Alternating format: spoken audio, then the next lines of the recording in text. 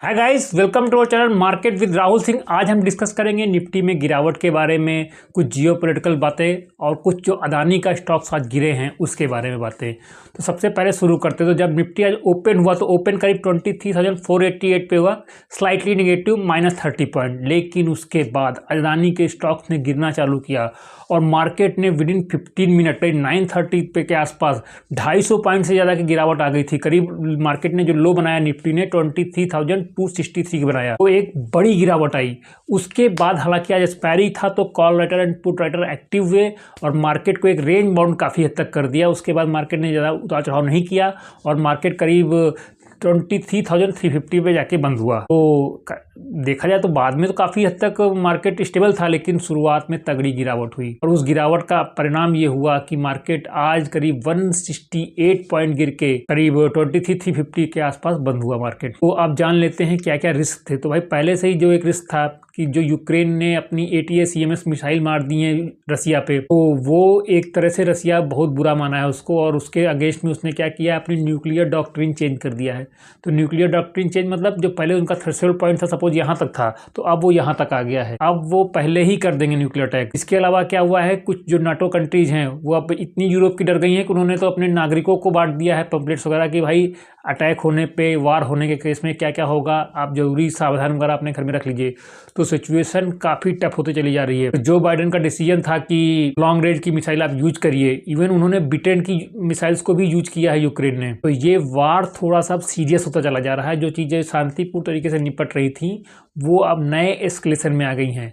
अगर रसिया ने गलती से भी न्यूक्लियर मार दिया तो मान के चलिए कि एक बड़ी गिरावट पॉसिबल है। तो ये एक डर, एक अनसर्टेनिटी जो मार्केट में आ गई है, ये एक लीड कर रही है मार्केट को नीचे गिराने के लिए और तेज़ी से ऊपर ना जाने के लिए। ये डर तो था ही था।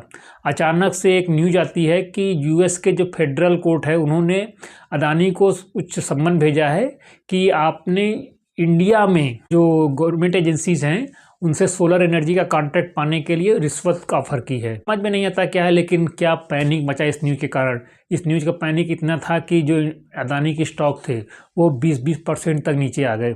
तो वो जो चीज़ें हुई उसके कारण ही पूरा मार्केट ही सेंटीमेंट डाउन हो गया एक तरह से। तो एक बड़ा सेंटीमेंट आया। अदानी ग्रुप के स्टॉक तो काफ़ी बुरी तरह से गिरे हैं।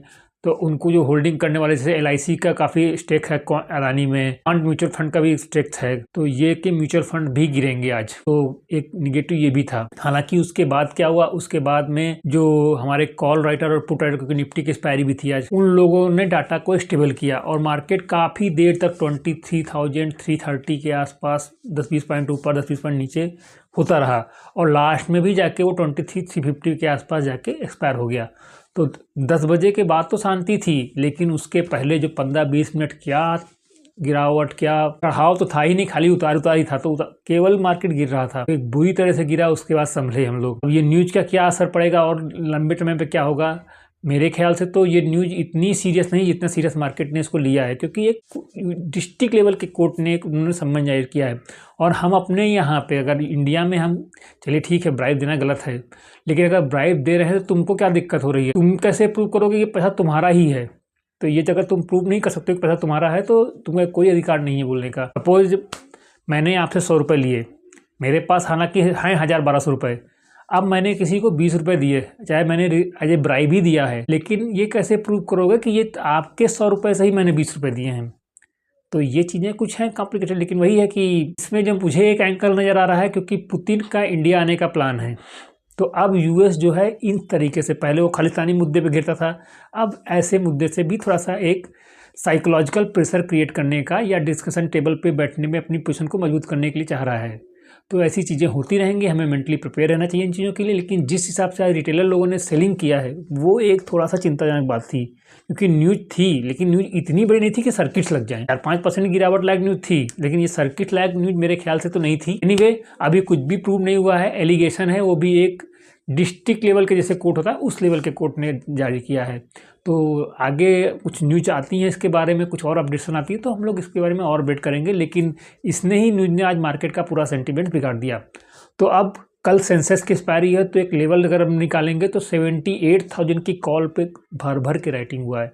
तो एक 78,000 का जो कॉल है जो 78,000 का लेवल सेंसेक्स में है, ये एक मेजर रजिस्टेंस का काम करेगा। रही बात सपोर्ट की, तो सपोर्ट करीब 76,000 पे आ सकता है, ये एक सपोर्ट का काम करेगा। तो जब तक इन दोनों लेवल के बीच में है, हम हल्का सा स्टेबिलिटी की उम्मीद कर सकते हैं। ये रेंज अगर एक बार तोड़ता है मार्केट, तो हम एक ट्रेंडिंग मूव देख सकते हैं। फिर भी कल सुबह का डाटा को देखना काफ़ी ज़रूरी होगा। निफ्टी की बात करें तो निफ्टी का आज का एक्सपायरी तो हो गया है। कल के लिए अगर देखेंगे तो 23,500 पे भी कुछ रेजिस्टेंस आया है। आज ऊपर की ओर 23,500 एक रेजिस्टेंस का काम करेगा, नीचे 23,000 एज ए सपोर्ट का काम करेगा। तो ऐसी ही जानकारी के लिए जुड़े रहिए हमारे साथ। Thank you, bye.